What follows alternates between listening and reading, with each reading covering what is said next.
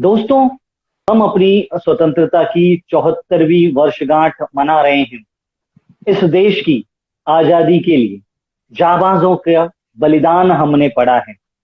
कुर्बानी के हर आहट पर त्याग का विश्वास हमने पढ़ा है। इस अंबर से, इस घटा से, इस धरा से खूनों का सैलाब हमने पढ़ा है। हर भाले पर, हर गोली पर, हर तलवार पर नाम हमने पढ़ा है। दोस्तों, आजाद भारत आज विश्व पटल पर एक अलग ही पहचान बना रहा है। अलग अलग क्षेत्रों में भारत अग्रसर हो रहा है। खेल जगत भी इससे अछूता नहीं रहा है। भारत के बेटों के साथ साथ भारत की बेटियों ने भारतीय तिरंगे को पूरे विश्व में बड़ी ही शान के साथ लहराया है। इन्हीं बेटियों में से कुछ ऐसी महिलाएं भी है जो कभी एक मां बनकर, एक बहन बनकर, एक बेटी बनकर इस देश के लिए खेलों की दुनिया में एक अलग इतिहास लिख रही हैं। दोस्तों, आज स्पोर्ट्स टुनाइट के माध्यम से एक ऐसी भारतीय महिला खिलाड़ी हमारे साथ जुड़ रही हैं जिन्होंने एक ऐसे खेल में भारत का परचम लहराया है जिसके बारे में भारत कभी सोचता न था कि पदकों की दौड़ में हम पहुंच जाएंगे।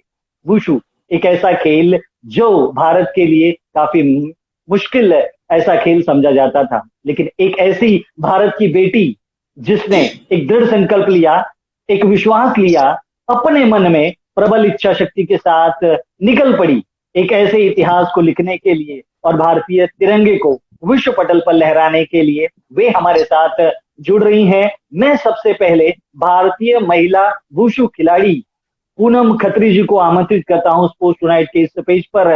नमस्कार पूनम जी। नमस्ते सर जी। जी पूनम जी, कैसी हैं आप? बस बढ़िया हूँ सर। जी पूनम जी, सबसे पहले तो मैं आपको कल 15 अगस्त जो कि आपका जन्मदिन था, इस जन्मदिन के शुभ अवसर पर मैं पोस्ट टुनाइट के माध्यम से करोड़ों भारतीयों की ओर से आपको शुभकामनाएं देता हूं आपके जन्मदिन की। Thank you so much sir ji.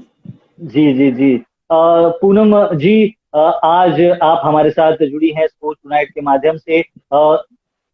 Wushu खेल के साथ आप जुड़ी हैं और जिस प्रकार से आपने पदक जीता है विश्व पटल पर, हम आपसे इस कार्यक्रम के दौरान आपके जीवन की उन यात्राओं के बारे में जानेंगे जो आपने खेल के मैदान पर की, आपके जीवन के मैदान पर की। आपसे बातचीत करेंगे, लोगों से आपका परिचय कराएंगे, लोगों तक आपको पहुंचाएंगे माध्यम बनकर स्पोर्ट्स टुनाइट के माध्यम से। सबसे पहले इस कार्यक्रम की शुरुआत में पूनम जी, हम आपके बचपन और आपके परिवार के बारे में जानना चाहेंगे। सर मैं एक फार्मर मतलब किसान की बेटी हूँ। मैंने एक जी छोटे से परिवार में जन्म लिया है जहाँ की कोई जी वहाँ पर कोई स्पोर्ट्स को जानता तक भी नहीं था। उसके बाद जी जैसे पापा का इंटरेस्ट बढ़ा और फिर मुझे भी खिलाने के लिए भी रेस में दौड़ा दिया कि बेटा आप भी कर सकते हो, आप भी खेलोगे। छोटे छोटे मतलब छोटी सी थी मैं उस टाइम से लेकर, बस पापा की नजरों में यही सोचती थी, यही चमक देखती थी कि हाँ पापा प्लेयर को बस एक जैसे न्यूज वगैरह में पढ़ते थे कि भाई आज उसने जी मेडल लिया भारत के लिए, आज उसने लिया। वो खुद ऐसे मेरी पीठ पे हाथ मार के थपथपाते थे कि भाई मेरा बेटा भी लेके आएगा कभी न कभी मेरे लिए मेडल। उसकी उस बीच में मेरे जी पापा ड्राइवर थे, मेरे पापा साथ साथ में, जो कि एक्सीडेंट में मेरे पापा के पैर में चोट लगने के कारण पापा फिर ड्राइवरी नहीं कर पाए थे। और उसके ओके। बाद में जैसे हम तीन भाई बहन हैं, जिसमें बड़ा भाई था जी उनकी बीच में की पढ़ाई छूटने के कारण बोला कि पापा का सपना मैं पूरा करूंगा, अपनी बहन को मैं खिलाऊंगा, चाहे मुझे कैसे भी करना जी पड़े। उस बीच में भाई ने पढ़ाई छोड़ के मेरा बहुत ज्यादा साथ दिया। इसलिए मैं जी धन्यवाद बोलना चाहती हूँ अपने भाई, बड़े भाई को। एक बाप के समान उसने मेरा साथ दिया। जी जी जी। पूनम जी, एक परिवार, पिता का सपना आपने बच्चों के लिए जिस प्रकार से पनपा और उस सपने को आपके बड़े भाई जी ने जिस प्रकार से पूरा किया और पूरे विश्व के सामने साक्षात्कार कर दिखाया। पूनम जी, बचपन में जिस प्रकार से आपने खेलों की शुरुआत की, वुशु के पूर्व क्या आप कोई अन्य खेल में भी रुचि रखती थी?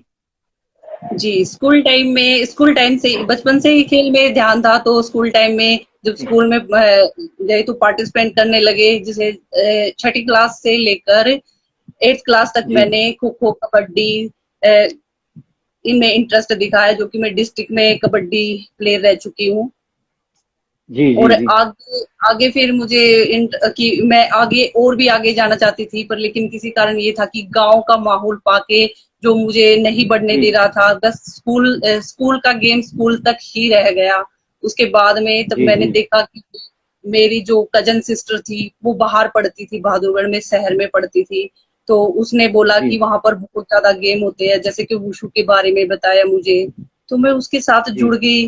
पर मैंने सोचा नहीं था कि भाई मैं भी जाके ऐसा कुछ करूंगी, कि भाई मैं खेल पाऊंगी। मैंने तब तक तो देखा भी नहीं था गेम को। जी जी जी जी जी जी जिस गेम को आपने देखा भी न था, उस गेम में किस प्रकार से आपने लगाव किया, और कौन से वो शख्स थे जिन्होंने प्रेरित किया इस खेल के प्रति? मेरी कजन सिस्टर मंजू काजला, जो जी कि बहादुरगढ़ में जी 11th क्लास में पढ़ती थी, और वो साथ साथ वुशु जी गेम भी करती थी। वुशु गेम उसने जी मेरे को जी दिखाया। मैं उसके साथ जब जी वो उसने पार्टिसिपेट किया था डिस्ट्रिक्ट में, तो उसके साथ मैं खेल देखने के लिए गई थी फर्स्ट टाइम, जज्जर में जो जी हुई थी। तो उसके बाद जी में देखा तो मुझे बहुत ज्यादा इंटरेस्ट आने लगा कि भाई हाँ मैं भी कर सकती हूँ, मतलब ये चीज तो मैं जी भी खेल खेल सकती हूँ। उसके बाद उसके पश्चात मैं घर आके बोली पापा ऐसे ऐसे गेम है, मैं खेलना चाहती हूँ। तो पापा बोले तू जी जी रेडी जी है? मैं कहा, हाँ जी। तो पापा को बताया कि ऐसे ऐसे पंचिंग भी है, किकिंग भी है, दांत भी टूट जाते हैं, नाक भी टूट जाता है, ब्लड भी हो जाता होता है। तो एक बार पापा ने बोला नहीं ऐसा गेम कैसे कर पाएगी तू? तो फिर मैंने बोला नहीं पापा मैं करना चाहती हूँ, मैं देश के लिए कुछ करना चाहती हूँ, आपका सपना पूरा करना चाहती हूँ।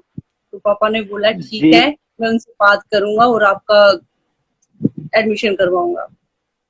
जी जी एक ऐसा खतरनाक खेल जिसमें शरीर पर काफी क्षति होती है, दांतों तक के यदि टूटने की संभावना पूरी तरह से बनी रहती है, तो खतरनाक खेल को लेकर आप चली, ये भी अपने आप में एक बड़ा ही धाड़स का कार्य है। और हम बात करेंगे आपकी प्रतियोगिताओं के बारे में पूनम जी, लेकिन सबसे पहले उन युवाओं के लिए जो कि इस खेल के प्रति उनका लगाव आए, उस खेल के प्रति थोड़ा झुकाव आए, वुशु खेल के बारे में आप कुछ बताएं।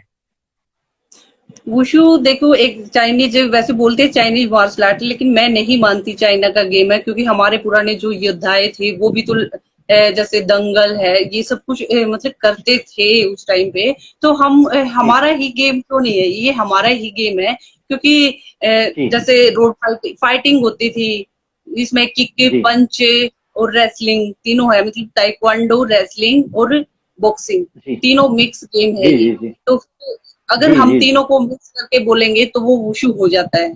तो अगर हमें जी जी रेसलिंग कर सकते हैं और क्या नाम है ताइक्वांडो कर सकते हैं और बॉक्सिंग कर सकते हैं, तो क्यों नहीं हम वुशु कर सकते हैं? लेकिन है डेंजर गेम, जी पर लेकिन इसमें दिल भी चाहिए और दिमाग भी चाहिए और दम भी चाहिए। जी जी बिल्कुल, दिल दिमाग दम चुस्ती फुर्ती और समर्पण जिसकी आवश्यकता इस खेल में काफी होती है। कई सारे लोग आपके साथ जुड़ रहे हैं, लक्ष्य शरौन जी भी आपके साथ इस कार्यक्रम में जुड़ चुके हैं, जो कि भारत के एक बहुत ही उम्दा ट्रैप शूटर हैं, उन्होंने भी काफी नाम कमाया है। और सभी का जो हमारे साथ जुड़ रहे हैं इस कार्यक्रम में, उनका हार्दिक स्वागत है। पूनम जी वुशु की एक ऐसी खिलाड़ी जिन्होंने भारत का नाम रोशन किया है, वे हमारे साथ स्पोर्ट्स टुनाइट के माध्यम से जुड़ी हुई है। पूनम जी, अब शुरुआत करते हैं आपके पदकों की दौड़ का, जो कि काफी लंबी है, और कई सारे पदक आपने जीते हैं। तो पदकों की शुरुआत राष्ट्रीय स्तर पर, यदि हम कहें राज्य स्तर पर, किस प्रकार से हुई आपकी? डिस्ट्रिक्ट पहले तो स्टार्टिंग में मैंने 2 महीने अपनी बहन के पास ही अभ्यास किया। उन्होंने मुझे सिखाया जी कि कैसे लगती है पंच की, पूरी प्रैक्टिस उन्होंने करवाई। उसने फिर बोला कि मैं जी आपको पार्टिसिपेट करवाना चाहती हूँ डिस्ट्रिक्ट में, डिस्ट्रिक्ट जी लेवल पे, तो जी क्या आप डिस्ट्रिक्ट लेवल पे खेल पाओगे? मैं बोली ट्राई जी तो कर ही सकते हैं, मेडल ना आने की और जाने की तो ये तो कोई वो नहीं हो सकती, पर लेकिन मैं पार्टिसिपेट जी करूंगी। जिसके 5-6 जी महीने मैंने मतलब ट्रेनिंग ली थी, उसी के बावजूद मैंने डिस्ट्रिक्ट में पार्टिसिपेट किया। उस दौरान मुझे गोल्ड मेडल मिला, जो कि मुझे और जी भी जी ज्यादा प्रोत्साहन करता रहा कि भाई मैं कुछ कर सकती हूँ, आगे भी जा सकती हूँ। तो उसके दौरान मैंने जी बोला, फिर मैंने दीदी को बोला कि दीदी मैं भी मतलब यहाँ पर तो हमारे ना तो इक्विपमेंट्स है, ना पंचिंग ग्लव्स है, ना पैड है, कुछ भी नहीं है। तो ऐसा कोई इंस्टीट्यूट बताओ कि जहाँ पर हम कोचिंग ले सकते हैं। तो उन्होंने बताया कि जी झज्जर जी में बाल भवन में पहले प्रैक्टिस होती थी, वहां पर हम प्रैक्टिस कर सकते हैं, लेकिन जो कि मेरे गांव से 40 किलोमीटर दूर दूर पे था। तो वहां जाने के जी लिए ना हमारे पास कोई व्हीकल था, ना कुछ भी नहीं था, बस सिर्फ एक बस जाती थी। बस भी 2:30 बजे के लगभग जाती थी। तो उसी में हमें पहले जाके सुबह 4 बजे उठती थी, तो घर में वर्कआउट करती थी, जैसे गांव में खेत वगैरह में इनमें जाके वर्कआउट करती थी। सुबह का वर्कआउट, शाम का वर्कआउट 2:30 बजे जब मैं जाती थी, तो वहां 4 बजे पहुंचते थे, तो 5 बजे से लेकर 7 बजे तक हमारा वर्कआउट चलता था।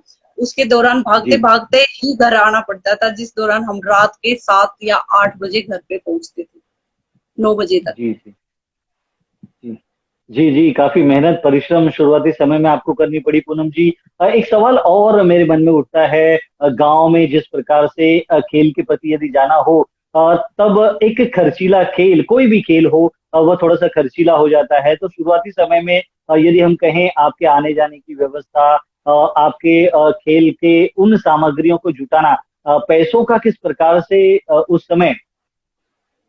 पैसों का सर, मेरी मम्मी उस टाइम पे पापा का एक्सीडेंट होने के बाद हालात बहुत ही ज्यादा बुरे हो गए थे। जो कि ये जी सोच लो कि हमारा 5 किलोमीटर जाने का भी किराया भाड़ा नहीं था हमारे पास। उस दौरान में मम्मी ने 2 भैंस बांधी, जिनका दूध बेच के जी मुझे जी पैसे दिए, खाने के लिए भी दिए। कभी भी कमी होने महसूस तक भी नहीं करने दिया कि भाई मेरी बेटी को इस चीज की कमी थी। मैं मांगती नहीं थी, लेकिन डेली मेरी मम्मी मुझको डेली 100 रुपए दे के भेजती थी कि बेटा तू खेलती रही, बस खेल पे ध्यान रख, घर के उस पे कोई भी ध्यान नहीं रखना है। ऐसे ही भाई ने ट्रैक्टर लिया, उसके साथ मतलब वो क्या बोलते, मिट्टी वगैरह डाल के पैसे कमा के लेके आते थे और मुझे खेलने के लिए देते थे, जिसके कारण उस टाइम पे जी खर्चा बहुत ज्यादा होता था। डिस्ट्रिक्ट में खेलने के लिए भी 1000 1000 500 रुपए भी देने पड़ जाते थे।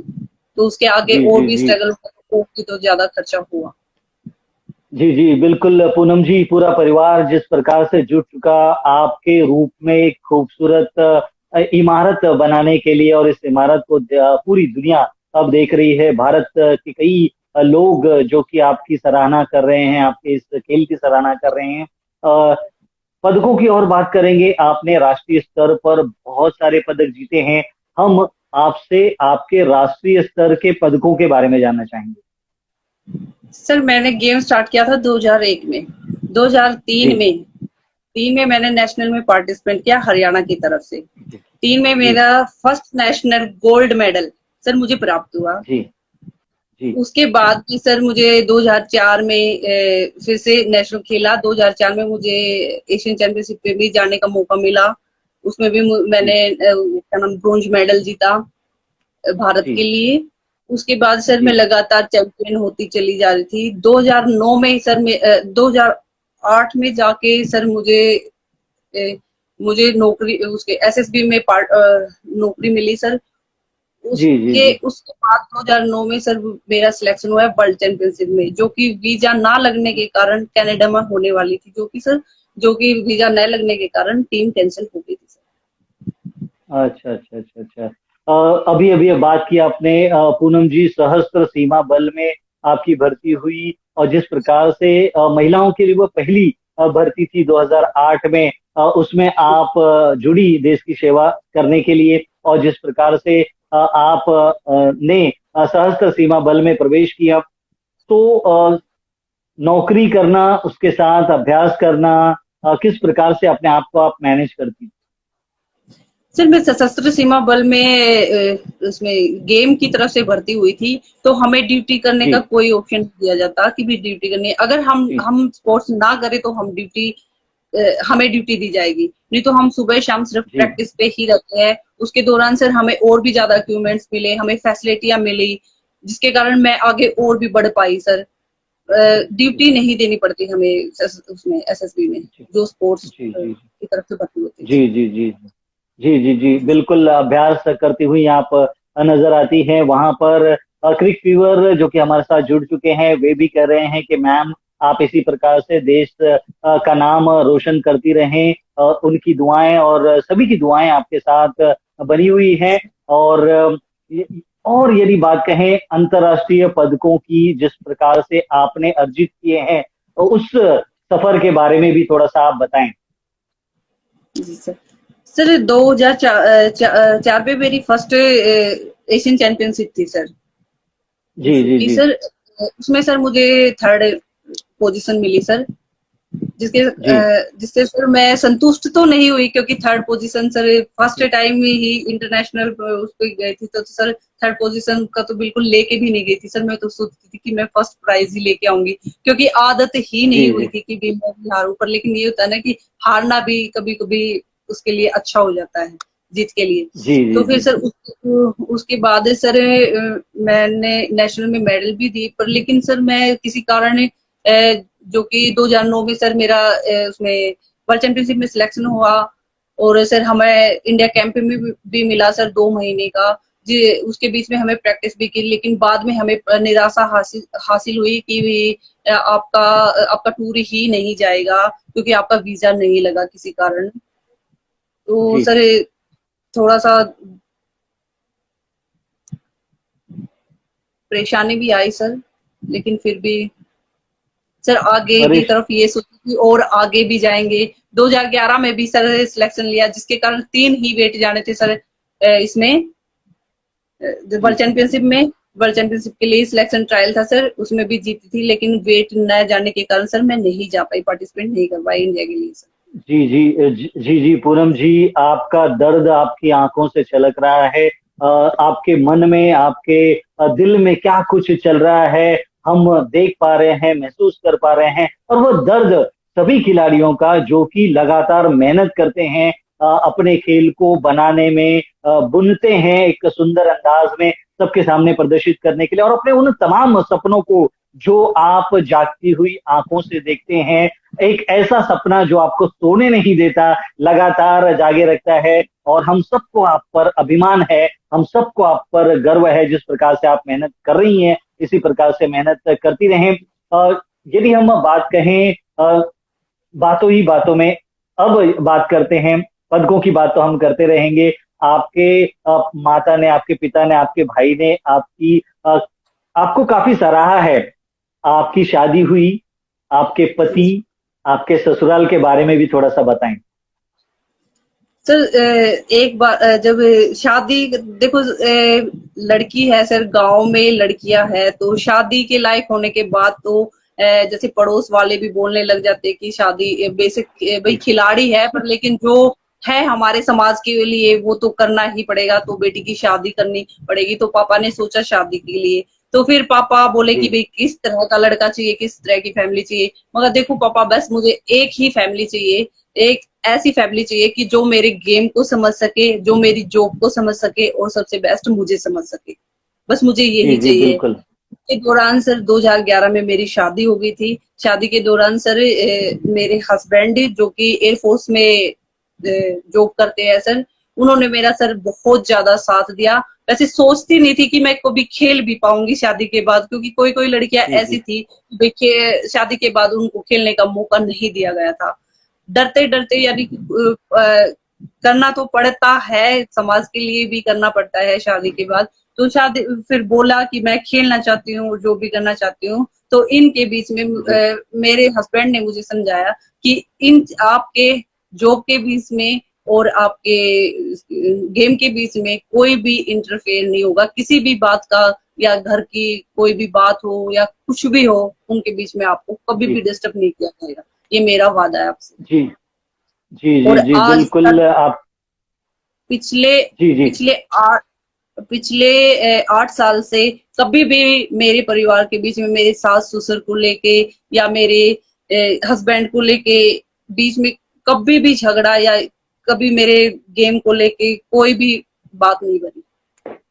जी जी बिल्कुल, आपके पति आपके पीछे एक प्रखर विश्वास बनकर जमे रहे, डटे रहे, जिसके माध्यम से आप कर रही हैं। एक और स्वर्ण पदक यदि हम कहें 2013 में वर्ल्ड पुलिस गेम्स आयरलैंड में जो हुआ था, वहां पर आपने जीता था, तो उसकी कुछ यादें हमारे साथ साझा करें। सर 2013 में जब मेरा उसमें वर्ल्ड गेम्स में सिलेक्शन हुआ था सर बॉक्सिंग में, जी उससे पहले जी सर हम वुशु में भर्ती हुए थे, लेकिन ये तब स्टार्टिंग की ही भर्ती, फर्स्ट भर्ती थी वुशु की, तो इसलिए हमारा जी ऑल इंडिया पुलिस में गेम नहीं था सर। जिसके जी कारण सर हम नहीं खेल पाए वुशु। तो उस दौरान हमें जी बैठा कर भी नहीं रख सकते थे सर, वो बोलते थे कुछ ना कुछ पार्टिसिपेंट करो, किसी भी करो, जो जी ऑल इंडिया पुलिस में गेम है उसमें पार्टिसिपेट करो, रेसलिंग में करो या फिर बॉक्सिंग में करो या फिर जिम्नास्टिक में करो या कुछ में करो। फिर मैंने सर अपना गेम चॉइस करा बॉक्सिंग की, सर मैं बॉक्सिंग में अब की बार करूंगी सर, पार्टिसिपेट करूंगी। तो उसके दौरान जी सर जी मैंने ट्रायल वगैरह दिए। ट्रायल में सर मैं जीत गई थी, और सर मैं ऑल इंडिया पुलिस में खेलने के लिए गई। थोड़ा सा तो घबराहट थी, क्योंकि एक अदर गेम हम खेलते हैं तो थोड़ी सी झिझक तो रहती है सर। तो फिर उसके दौरान सर मुझे गोल्ड मिला वहां पर भी सर, और उस गोल्ड के चलते सर मैं ऑल इंडिया पुलिस बोर्ड की तरफ से सर नेशनल में पार्टिसिपेट किया सर, जो कि जी जी नेशनल में जी सर मुझे सिल्वर मेडल प्राप्त हुआ। उसी के कारण सर हम इंटरनेशनल, हमारी जो पुलिस फोर्सेस होती है उसको, मतलब पुलिस गेम्स से हुआ था सर आयरलैंड में, तो उसमें सिलेक्शन हुआ था जी सर, जी जो जी कि जी मैं। बिल्कुल। जी जी जी बिल्कुल, आयरलैंड में जाकर आपने गोल्ड मेडल जीता, भारतीय तिरंगे को जिस प्रकार से लहराया। और एक बार यदि हम कहें, नेपाल में जो साउथ एशियन गेम्स हुई थी, उस गेम्स में भी आपने स्वर्ण पदक जीता, तो उसकी भी कुछ यादें। सर उसकी उससे पहले सर वर्ल्ड चैंपियनशिप हुई थी सर, उसमें सर मुझे सिल्वर जी मेडल मिलने के कारण सर मैं देश का भाई तिरंगा तो लहराया, पर लेकिन उस ऊंचाई पे नहीं लहरा पाई जो मेरा सपना था जी सर। जी जी जी तो जी जी सर फिर मैंने एशियन उसमें साउथ एशियन गेम्स में सिलेक्शन हुआ सर, उसमें मैंने ठान ली थी कि हाँ मैं देश का तिरंगा यहाँ पर तो जरूर से भी जरूर लहराऊंगी। तो सर मैंने जी मेहनत जी की। जी 12 दिन का सर हमारा भोपाल में कैंप लगा उससे पहले। तो फिर सर टीमें गई सर उसके उधर, फिर सर गोल्ड मेडल मिला जो कि मुझे वहां पर। जी जी जी जी बिल्कुल, आपने वहां पर गोल्ड मेडल जीता, भारत का नाम रोशन किया। 2019 में यदि हम बात कहें, चाइना में जो 15वीं वुशु वर्ल्ड चैंपियनशिप हुई थी, वहां पर भी आप गई थी। क्या माहौल था वहां पर चाइना में? सर चाइना में प्लेयर तो सर काफी अच्छे अच्छे है सर, पर लेकिन सर उनका लेवल जो है वो हमारा लेवल थोड़ा सा डाउन है सर, ये जी तो जी जी है ही। बिल्कुल। पर लेकिन जी सर जी जी उधर उधर हट के, मतलब एक ही माइंड में सिर्फ हमारे कोचों ने एक ही बार रखा था कि वहां डरना नहीं है बिल्कुल भी। जी जी सभी जी बिल्कुल। है वहां पर, कोई अच्छा प्लेयर नहीं होता, सिर्फ दिमाग का और अपने दम पे ही अच्छा प्लेयर बनता है। तो सर जी इतनी जी ज्यादा कुछ महसूस नहीं हुआ था मुझे। बस मुझे एक ही टारगेट था कि मैंने मेडल जीतना है और अपना देश का तिरंगा यहाँ पर लहराना। जी जी जी, बिल्कुल। अभी आपने बात की दिमाग की, कंट्रोल की, पदकों की बात और करेंगे। हम ये जानना चाहते हैं पूनम जी, कि अभ्यास के साथ साथ, प्रैक्टिस के साथ साथ, दिमाग पे कंट्रोल करने के लिए और हार और जीत के अंतर को कंट्रोल करने के लिए क्या योगा, मेडिटेशन, इस प्रकार की प्रक्रिया कोचों के साथ आप करती हैं? जी सर। सर प्रैक्टिस के बाद सर मैं योगा करती हूँ सर, मैं मेडिटेशन करती हूँ सर, 15 मिनट के लिए सर मेडिटेशन करती हूँ उसके बाद, प्रैक्टिस के बाद सर, आफ्टर प्रैक्टिस। जी जी जी जी एक और पदक जो आपके हाथों से फिसल गया, यदि मैं कहूं, इराक में जिस प्रकार से 13-12 एक पॉइंट के अंतर से स्वर्ण पदक आपके हाथ से फिसला, क्या लगा उस समय आपको? सर इसका तो महसूस नहीं कर पा रही थी कि, मैं सोचा तक भी नहीं था कि, मैं ये सोच रही थी कि गया या नहीं गया। बस ऐसे ही वहां पर जी एकदम चोट रह गई कि भाई बस चला ही गया। जी जी जी बिल्कुल, हाथों से फिसला जरूर है, लेकिन दिल आपने जीता सभी का। पूनम जी, पदक जीतकर जब आप भारत लौटती हैं, पदक जीतकर जब आप अपने घर जाती हैं, अपने परिवार से मिलती हैं, आसपास के लोगों से मिलती हैं, क्या कैसा माहौल होता है घर का? क्या फीलिंग्स होती है आपकी? सर पहुंचने से पहले ही इतनी खुशियां, मतलब फोन पे बधाइयां वगैरह, और पूरा गांव इकट्ठा होके स्वागत के लिए तैयार होके वहां पर गांव गांव से बाहर रिसीवर लगा के मतलब इतना अच्छा प्रदर्शन करते हैं कि भाई मेरा, और जी मैं ये सोचती हूँ कि मैं सिल्वर मेडल लेके आई, मैं इनके लिए जी आगे से और भी गोल्ड मेडल लेके आने की चाह होती है मेरे अंदर, और जज्बा जी छिड़ जाता कि भाई मैं कभी भी इनका सपना ना टूटने दूं सर। जी जी जी जी। पूनम जी, कई सारे लोग जुड़ रहे हैं। अन्नू लोहान जी भी हमारे साथ जुड़े हैं, उनका भी स्वागत है इस कार्यक्रम में। और यदि हम अब बात कहें, आपके पदकों की बातें तो हैं, बहुत सारे पदक आपने जीते हैं राष्ट्रीय स्तर पर, अंतर्राष्ट्रीय स्तर पर। एक और नाम, एक और ऐसी यादगार, यदि हम कहें चीज, जो आपके दिल दिमाग से आपके परिवार में जन्मी है, आपकी बच्ची, उसके बारे में कुछ बताएं, उसके रोल के बारे में कुछ बताएं, और उसके प्यार के बारे में कुछ बताएं। सर 2016 में सर बेटी ने जन्म लिया सर मेरे घर पे। जी तो सर जी उससे बड़ी खुशी सर मुझे कभी भी नहीं मिली। जी लेकिन मेरा जो मकसद था सर गेम की तरफ, तो उनको जी मैं इतना टाइम नहीं दे पाई सर। सिर्फ 4 महीने मैंने अपनी मेरी बेटी ने बहुत ज्यादा संघर्ष करा, मेरे से भी ज्यादा उसने संघर्ष किया कि होने के चार जी महीने बाद ही अपनी माँ को छोड़ दिया कि जाओ माँ, जी जी आप भी कुछ मेडल लेके आओ और भारत का नाम रोशन करो। मतलब स्टार्टिंग से जी ही जी जी ऐसा मिला। और जी जी बेटी जी आज तक मेरे लिए संघर्ष कर रही है कि भाई मम्मी कुछ ना कुछ, उनके भी मन में ये है कि भाई वो भी पंचिंग ग्लव्स पहन के किट पे मारती है मेरे साथ, जैसे मैं प्रैक्टिस करती हूँ वैसे ही करने लग गई है सर। आगे शायद वो भी जी जी भविष्य जी बनेगा भारत का। जी जी, बिल्कुल बिल्कुल। माँ बाप को देखकर ही, माँ बाप के रास्ते पर ही बच्चे चलते हुए आगे की तरफ चलते हैं। हाँ हाँ, हर माँ बाप का सपना होता है। आपके माँ बाप का सपना आपने आपने पूरा किया, और आप एक भारत की बेटी हैं, आपने एक बेटी को जन्म दिया, और वह बेटी आगे जाकर भारत का और नाम रोशन करे, यही हम ईश्वर से कामना करते हैं, यही दुआ करते हैं सभी की ओर से, स्पोर्ट्स नाइट की ओर से। और कई सारे पदक हैं जो आपने राष्ट्रीय स्तर पर जीते हैं।